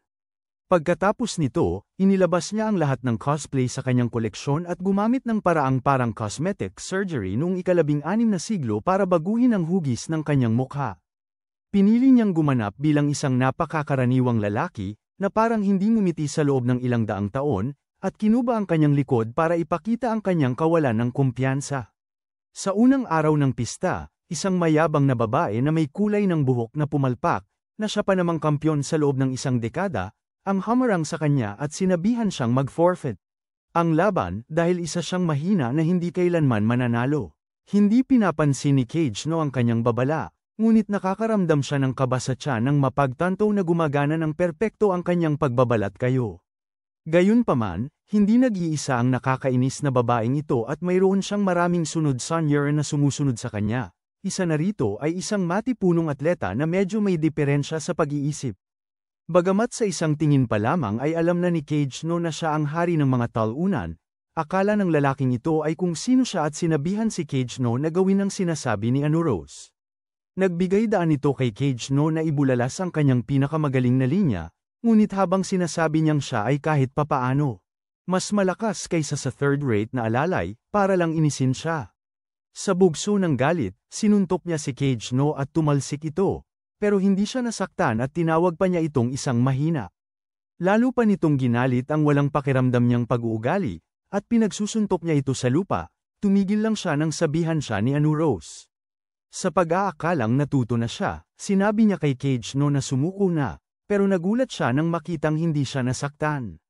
Dahil dito, napilitan siyang humingi ng tawad sa kanya dahil hindi niya napigilan ang siga kanina, pero tinawag siya ni Cage no na isang mapagpanggap na babae na dapat ay mag-isip na lang sa sarili niya. Kalaunan, habang naghihintay siya sa pila sa labas, sa lugar ng pagdiriwang, nagpapakita siya ng kakaibang mga posture sa mga kalsada, nagtataka kung naangkin na ba niya ang kanyang pwesto bilang ang underdog, at naalala ang nakaraang araw. Habang sila'y nanananghalian, sinabi sa kanya ng kaibigan niyang si Skel mula sa eskwela na ang paboritong manalo ngayong taon ay marahil si Princess Iris. Pauwi na siya, nakasalubong niya si Rose na nagsabing uuwi muna siya para tuluyang maipakasal sa kanyang mga posibleng kliyente, si Ashtad.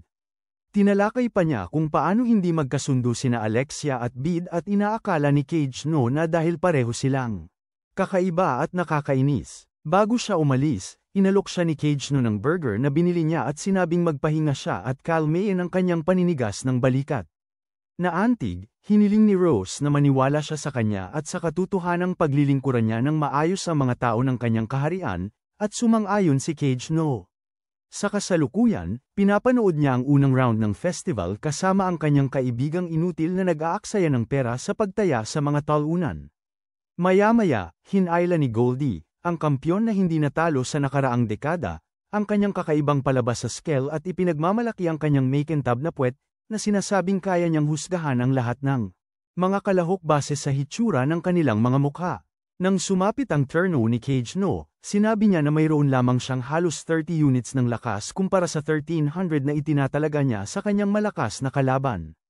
Gayunpaman, napahiya siya ng mad-apa at bumagsak sa sarili niyang mga paa ang malakas na lalaki at naging panalo si Cage no.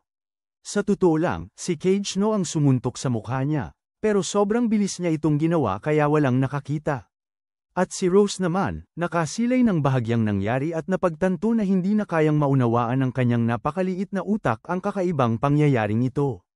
Kinabukasan, dumating si Skell para dumating si Cage sa bahay tuluyan ng hindi inaasahan, dala ang nakakagulat na balita ng pagkawala ni Rose. Sa kabilang banda, nalaman din nina Alexia at Beto na sinaksak ni Rose ang kanyang cat-ipan bago tumakas, at kahit gusto ni Beto na mag-ingat sila, dahil sa estado ng cat-ipan, gusto agad ni Alexia na sumugod at iligtas siya bago siya ikulong dahil sa krimen. Sa katunayan, nang tutulan ni Beto ang kanyang padalos-dalos na plano, sinunggaban niya ito sa kwelyo at nagbanta na wawasakin ito, halos parang kaya niya nga. Pagkaalis ni Alexia matapos magwala, tinanong siya ni Beto, utusan para bantayan ang kinaroroonan ni Rose.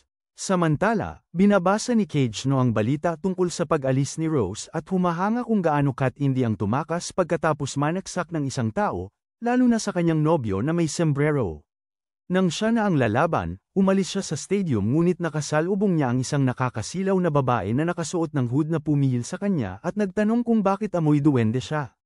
Sabi ni Cage na may mga kaibigan siyang duwende, kaya tinanong siya nito kung may kamukha ba niya ang mga ito. Nang tanggalin nito ang kanyang hood, napagtanto ni Cage na kamukhang kamukha niya si Alpha, ngunit nagsinungaling siya na wala siyang kilalang ganun ang itsura. Para subukan kung masamang Panginoon siya na nagbabalat kayo o talagang talunan lang, winawasiwas ng diba ang kanyang espada sa kanya, pero naiilaga niya ito na parabang tunay na duwag. Dahil sa kanyang kahinaan, nawala ang kanyang pag-aalala, tinulungan niya itong tumayo at sinabi sa kanya, magiging napakalakas ako balang araw. Samantala, ang atlitang lalaki kanina at ang mayabang at spoiled na babae ay sinusubukang alamin ng sekreto sa likod ng tagong lakas ni Cage pero sinabi ng atlitang lalaki na nagkataon lang, habang naniniwala si Anna Rose na may alam siya sa ginagawa niya. Habang nagsisimula ang laban sa pagitan ni Goldie at Cage ibinunyag ni Anna Rose na itong James Charles 1-8 ay hindi talaga walang talo dahil inaayawan niya ang mga laban sa mga kalaban na sa tingin niya ay hindi niya kayang talunin, kahit na medyo malakas siya. Sa kabilang banda, sumugod si Goldie kay Cage gamit ang kanyang makapal at mahabang Excalibur, na himalang naiwasan niya habang pinapatunog ang kanyang leeg. Nagalit ang kakaibang ito, at nagbigay siya ng madamdaming talumpati tungkol sa kawalan ng ekspresyon ni Cage umaasang magbibigay ito sa kanya ng proteksyon. Gayunpaman, kahit na inilabas niya ang kanyang lihim na malakas na atake sa mismong sumunod na sandali, bumahing si Cage at pinatulog siya, nanalo rin sa round na ito. Sa kabilang banda, nakipagkita si Iris kay Ashat at sa ama ni Rose tungkol sa kanyang pagkawala at nag-alok ng tulong. Gayunpaman, ginamit ni Ashat ang kanyang paninindigan laban sa pagdukot ni Alexius bilang dahilan upang sabihin na mas gusto nilang harapin ang pagkawala bilang isang usaping pamilya nang hindi pinapakialaman ang mga kalapit niyang kaharian. Bagamat inis na inis si Iris sa kanyang kapangahasan, napansin niya na hindi masyadong malubha ang mga sugat niya o nasaksak sa tiyan tulad ng ipinahihiwatig sa mga papeles, at tila may kakaiba sa pag-iisip ng ama ni Rose. Samantala, humihingi ng paumanhin si Anna Rose kay Cage sa pagmamaliit sa kanya. Ngunit sinasabi niyang masyado pa rin siyang malakas para talunin niya sa huling laban. Si Cage na nagpaprakti nito simula nang panoorin niya si Naruto, ay bumubulong sa kanya na binabalaan niya siya sa huling pagkakataon bago alisin ang mga pabigat sa kanyang mga braso, at ibinabagsak ang mga ito na parang siya ang pinakamatinding tagahanga ng Rock Lee. Nakakagulat ito kay Anna Rose, pero naniniwala pa rin siyang mananalo siya, bagay na walang pakialam si Cage Sa kabilang banda, hinahabol si Rose ng kanyang sariling mga kabalyero habang naglalakbay siya sa ilalim ng lupa na imburnal ng kanyang lungsod, sinusubukang iligtas ang kanyang sarili. Kinabukasan, biglang sumulpot si Skell sa ang bahay tuluyan ni Cage at kinukulit siya na hanapin si Rose dahil naglabas ang kanyang kaharian ng malaking gantimpala para sa sinumang makakita sa kanya, na siyang magagamit nila upang mapanatili ang kapitalismo para hindi sila muling maisahan. Bagamat ayaw gumalaw ni Cage nang makita niya ang kanyang kapatid na babae na papalapit sa kanyang bahay, agad siyang nagbago ng isip at tumakas kasama si Skell. Habang naghahanap kay Rose, nakita ni Cage ang isang pyesa ng sonates sa piano na labis niyang minahal sa kanyang nakaraang buhay, at naghihinalang mayroon pang ibang nabuhay na muli bukod sa kanya. Para malaman kung sino ito, naglakad siya papasok ng auditorium habang tinutugtog ito, para lamang matuklasang kinokopya na naman ni Epsilon ang likha ni Beethoven at ang kanyang mga ideya. Nadismaya pero hindi na nagulat, naalala ni Cage noong pinilit siyang mag-aral ng piano noong bata pa siya, samantalang ang gusto lang niya ay tumakbo sa kanto kasama ang mga larwang baril at maglaro ng siga-sigon. Nagbago ito nang madiskubre niya ang isang tugtuging tinatawag na Moonlight, at nagsimulang maghangad na patugtugin ito sa background habang tinutupad ang pangarap na maghari sa mundo balang araw. Bumalik sa kasalukuyan, matapos bigyan si Cage ng matinding kasiyahan sa pamamagitan ng melodya na ito. Nagpapasalamat si Epsilon sa kanya sa pagdating, kapalit nito'y pinuri niya ang kasuutan nito at kung gaano ito kabagay sa kanyang kurba. Dahil dito'y nahihiya siya, lumabas siya ng kanyang silid at nagpas siyang nakawin ng pianong nakadisplay sa Akademya ng Musika. Samantala, habang sinusubukan ni na Alexia at Beta na hanapin si Rose, nagtatago siya sa mabahong imburnal matapos mapagod ng husto sa sunod-sunod na laban sa mga kabalyero at pagtakbo. Dagdag pa rito, habang lumalaki ang sugat sa kanyang dibdib, napagtanto niyang malapit na siyang sapian. Sa kanyang huling sandali, naalala niya ang kanyang huling pagkikita niya sa kanyang kasintahan, kung saan napagtanto niyang mataas ang kanyang ama dahil sa mga berdeng dahon at kontrolado ng mga taong may abo sa ulo, na nagtulak sa kanya na bunutin ang kanyang espada laban dito. Bagamat halos hindi siya nasugatan ng espada, agad siyang binaliktad ng kanyang sariling mga tauhan at wala siyang ibang nagawa kundi tumakas. Habang lalo siyang nalulubog sa kanyang kalungkutan, isang magandang melodya ang umagaw ng kanyang pansin, at napagtanto niyang ito ang Moonlight ni Beethoven, ang kanyang paboritong sonata. Nang matuklasan kung sino ang tumutugtog nito, natagpuan niya si Cage na sa wakas ay tinutupad ang kanyang pangarap na tumugtog gamit ang kanyang madilim na katauhan kasama ang madilim na musikang ito. Sa likuran, gaya ng isang walang muwang, nagsimula siyang pumalakpak para sa kanya, sakalang tinanong ni Cage kung bakit siya naroon. Ito ang nagtulak sa kanya para magsalita tungkol sa kanyang malungkot na kwento at kung paano niya gustong protektahan ang lahat ng hindi kaya. Pagkarinig nito, binigyan siya ni Cage ng bahagi ng kanyang mahika at sinabihan siyang ipagpatuloy ang paglaban, bago siya naglaho ng may estilo. Habang gumagaling agad ang sugat sa kanyang dibdib, pinaligiran siya ng ilang nakamaskarang nagbabantay, pero tinalo silang lahat ni Rose sa isang mabilis na galaw. Ngayong nasa kanya na ang lakas ni Cage at ramdam ang matinding suntok na ito, natunto ni na Alexia at Beta siya, para lamang hilingin ni Rose na iwanan siya nila. Nang mapagtanto ni Beta na ang babaeng ito ay nagmana ng nakakahawang pagiging seryoso ni Cage kasama ang kanyang lakas, pinaalala ni Alexia sa kanya ang pangako nilang magsuportahan sa isa't isa. Gayunpaman, masyadong cool si Rose para kausapin siya ngayon, kaya't nauwi sila sa labanan, na kung saan natalo niya si Alexia.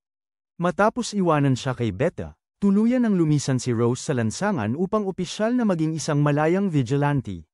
Sa kabilang banda, bumalik si Cage sa kanyang dormitoryo para lamang matagpuan ang hinihintay siya ni Claire sa pinto, at mukhang hindi siya natutuwa na pinaghintay siya nito. Di nagtagal, hinihila niya ito pauwi at umuupo sa ibabaw niya, sinasakal siya dahil pinaghintay siya nito ng matagal, napapaisip siya kung anong klaseng trip ito.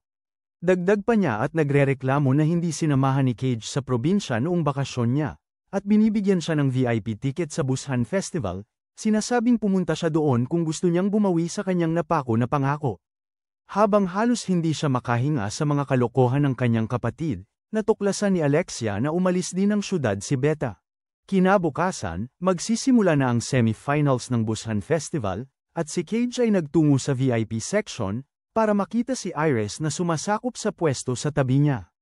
Hindi niya agad nakilala si Cage, pero nung banggitin niya si Claire, napagtanto ni Iris na siya yung batang walang basehan nilang pinahirapan nung nabihag yung walang kwentang si Alexia.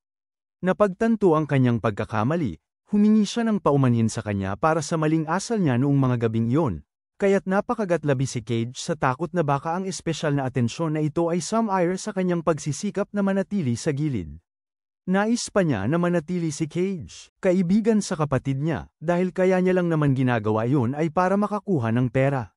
Sakto naman, tinanong ng iba si Iris kung sino ang sinusuportahan niya sa laban, at binanggit niya si Anna Rose. Dahil dito, naging interesado si Cage kung ano ang tingin nila sa kanya, kaya tinanong niya kung ano ang opinyon nila sa kanya, at nalaman niya na mahina lang daw siya at nagpapanggap na cool dahil mabilis siya. Dahil dito, napagtanto niya na sana nanalo siya ng Academy Award kung sinubukan niya noong nakaraang buhay niya, at nagpaalam siya para sumali sa susunod niyang laban.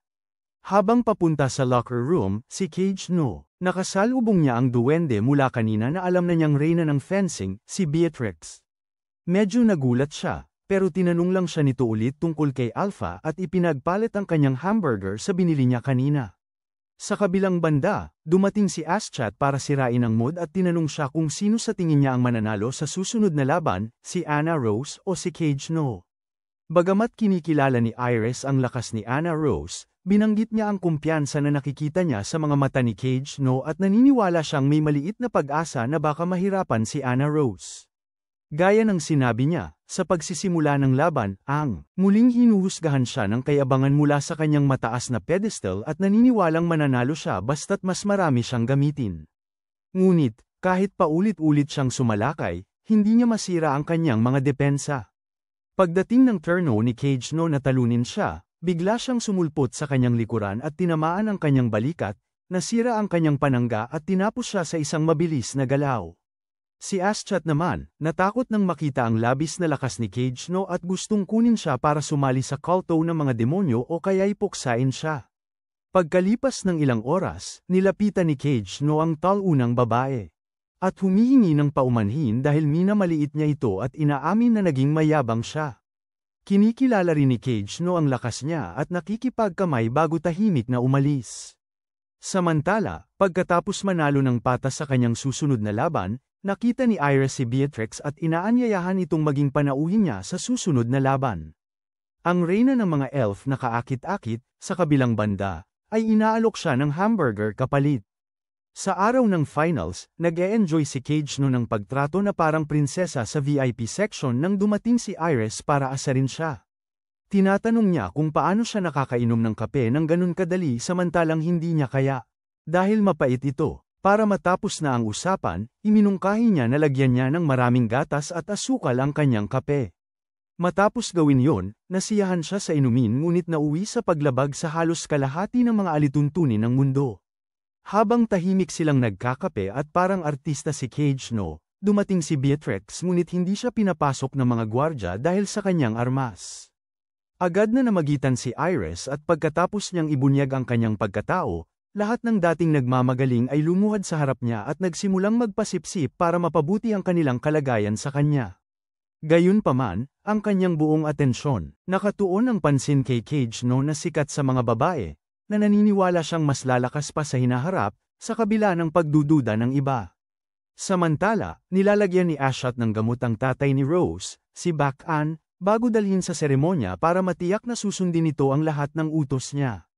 Ang tunay na layunin ng taong ito, gayunman, ay paslangin ang tatay ni Iris, ang hari ng kanilang kalapit na kaharian, para magsimula ng digmaan sa pagitan ng dalawa at hayaan ang kulto ng demonyo na umunlad habang nagaganap ang labanan at sumalakay kapag mahina na ang dalawang kaharian. Ngunit, sa kung gaano kalakas ang bagong pagkatao ni Cage No, naiihi na siya sa takot, nag-iisip kung ano ang gagawin kung sumiklab ang digmaan tulad ng plano niya. Pagdating niya sa seremonya kasama ang hari, naamoy ni Beatrix ang droga sa hari at sinabi kung gaano ito kabaho, na nagpagalit kay Aschat. Subalit, nang akmang sasaktan niya ito, pumagit na si Iris at binalaan siya kung sino ang kanyang kinakalaban. Nang malaman niyang isang maalamat na mandirigma ang kanyang kaharap, tumakbo ang duwag na lalaki. Gayunpaman, mayroon pa siyang isang problemang kailangang harapin kung gusto niyang mapalugod ang demonyong pinaglilingkuran niya. Hindi magtatagal, ang huling laban sa pagitan ni Iris at Cage No ay nagsisimula, at sa unang sulyap pa lamang niya, napagtanto niya kung gaano siya kalakas. Napagtanto din niya na wala pang nakakakita sa buong lakas niya, at balak niyang tapusin siya bago pa iyon mailabas. Sa planong ito, binunot niya ang kanyang espada at balak siyang tapusin sa isang mabilis na galaw, subalit, habang gumagalaw siya. Nakita niya sa isip niya si Cage No na sumasaksak sa kanyang leeg, at tuluyan siyang natigilan. Naguguluhan at nagtataka kung may mali ba, sinubukan niya ulit, ngunit nakita niya sa isip niya ang kanyang binti na lumilipad papalayo.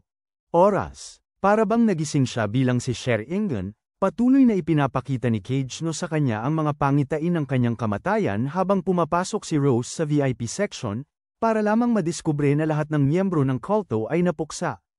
Lumalabas na gawa ito ng Shadow Garden na humihiling sa kanya na ituloy ang kanyang misyon. Pabalik sa lugar ng laban, habang patuloy na umaatres si Iris nang hindi umaatake, nagsisimula ang mga manunood na Sir Ansha, na nagtutulak sa kanya upang sumugod.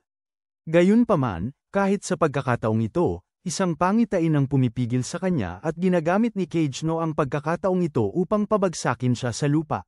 Habang pinapahirapan siya sa harap ng buong kaharian, umalis ang kanyang amang nadismaya sa arena habang nagpapanik si Ashat sa kung gaano kalakas si Cage No.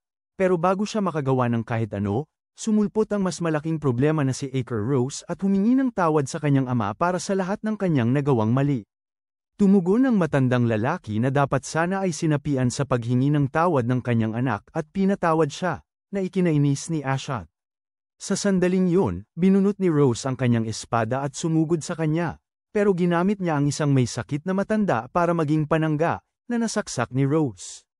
Walang pakundangan, nagpasya siyang hiwain ang kanyang hatiin ang leeg niya mamaya, at ipapakita na plano niya pala na wakasan ang lahi ng mga Maharlika para hindi na sila magamit ni Ashat para magsimula ng mga digmaan.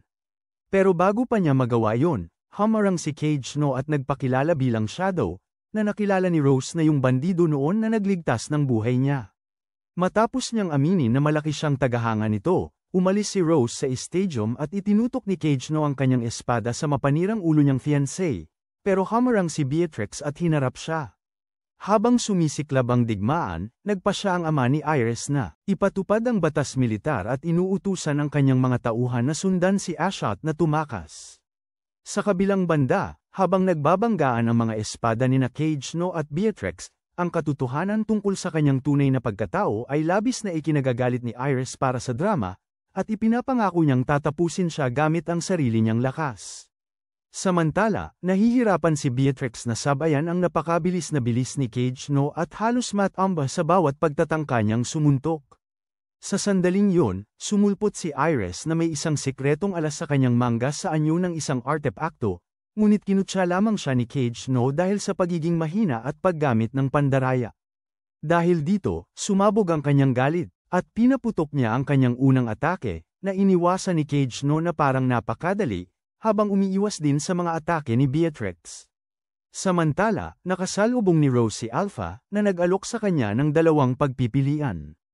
Una, sumali siya sa kanila, patunayan ang kanyang sarili, at iligtas ang kanyang kaharian, o kaya naman, mag-isa siyang haharap sa kapahamakan. Nag-isip ng mabuti ang prinsesa, ngunit sa huli ay pinili ang una, at opisyal na naging bahagi ng Shadow Garden. Samantala, dinala ng mga babae si Cage No sa kalsada, dahil doon siya nararapat, ngunit kahit sunod-sunod ang kanilang mga atake, nakaligtas pa rin si Cage No. Sa wakas, nakakuha siya ng mga bareta, ang paborito niyang armas, at nagbanggaan sila sa gumagalaw na tren, at madali siyang nangunguna. Habang kalmado at kolektado si Beatrix, patuloy namang nakakairita sa tenga ni Cage No ang pagwawala ni Iris, kaya tinapos na niya ito sa pamamagitan ng isang sipa sa mukha niya. Nang wala na siya, ginamit ni Beatrix ang isang malakas na atake para putulin ang mga bareta ni Cage No, pero kinuha naman niya ang kanyang tunay na armas, ang espada na gawa sa putik. Sa pamamagitan nito, pakiramdam niya ay walang makakatalo sa kanya, at sinabi kay Beatrix na kulang ang kanyang enerhiya ng mahika kung ikukumpara sa kanya. Kaya hindi siya manalo. Bigla, sumugod ang parang hayop na baliw kay Cage No na may isa pang bolang apoy, pero nakaligtas siya na parang hindi siya tinatabla ng init. Mas lalo siyang nagalit, at gumawa siya ng plano kasama si Beatrix para pabagsakin siya, pero sinipa lang siya sa baba at inapakan. Pero kahit natikman na niya ang pinakamasaklap na pagkatalo, nagkukunwari pa rin si Iris na mas mataas siya at binyantaan siya na ipinadala na ang lahat ng puwersa ng kaharian para habulin siya, at wala na siyang matatakbuhan.